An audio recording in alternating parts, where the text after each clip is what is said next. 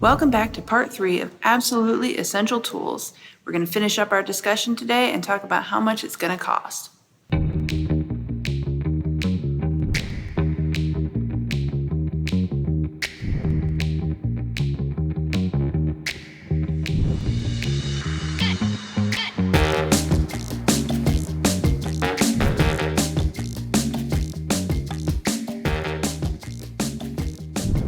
We often use hammers for shaping things, for adding texture to things. We use hammers for riveting quite a bit. It's one of the first skills that I teach my students. And you don't need a fancy riveting hammer to do this. For a long time, I used this hammer, stubby little ball peen hammer. I got this at Harbor Freight, and Harbor Freight is my go-to for super cheap tools, or if there's a tool I want to try but I don't want to spend a fortune on, I'll go there, and if it breaks, then I'll upgrade to a nicer one, depending on whether I actually end up using the tool or not. If you have a little more money, you might want to purchase a chasing hammer. This is a specific hammer you'd get through a jewelry supply store. It has a flat face here and a ball on the other end, but they're smaller. It's very comfortable to hold, a lot lighter than this. So that's another option for you. You're also going to want a set of pliers. Now, these are not the pliers that you would purchase at the hardware store, like this here that has the teeth. You don't want those teeth because they will mar up your metal, and you just have to file and sand that out later. You don't want to do that. No. So you buy a set of jeweler's pliers. This particular set, it comes from Rio. It's $24. It comes with these flat nose, round nose, chain nose pliers, as well as some flush cutters. You may be able to find sets like this at, say, Hobby Lobby or Michael's. Those are fine. Just make sure that the jaws are smooth.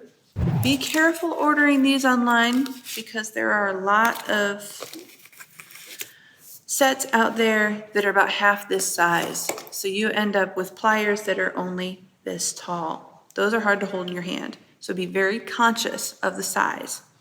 That's why I left the $24 set from Rio in the list, because I know what I'm getting.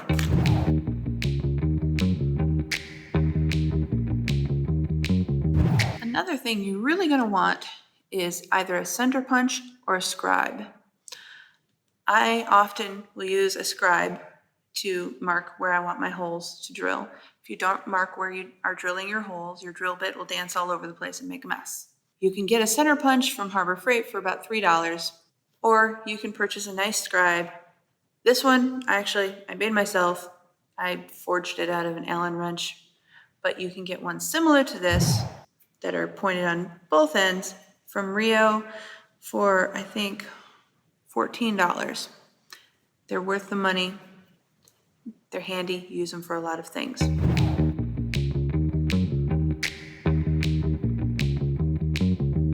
The last thing you really need is a way to drill holes.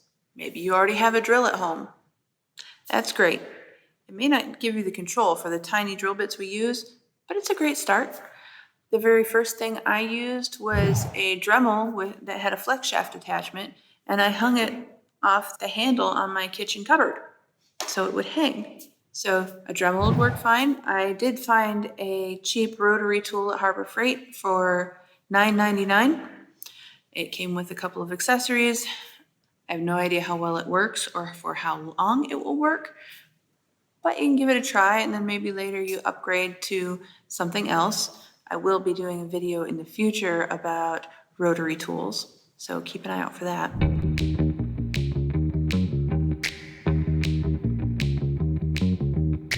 So if you've been paying attention, our list here is up to about $80 to get you everything you need to get started.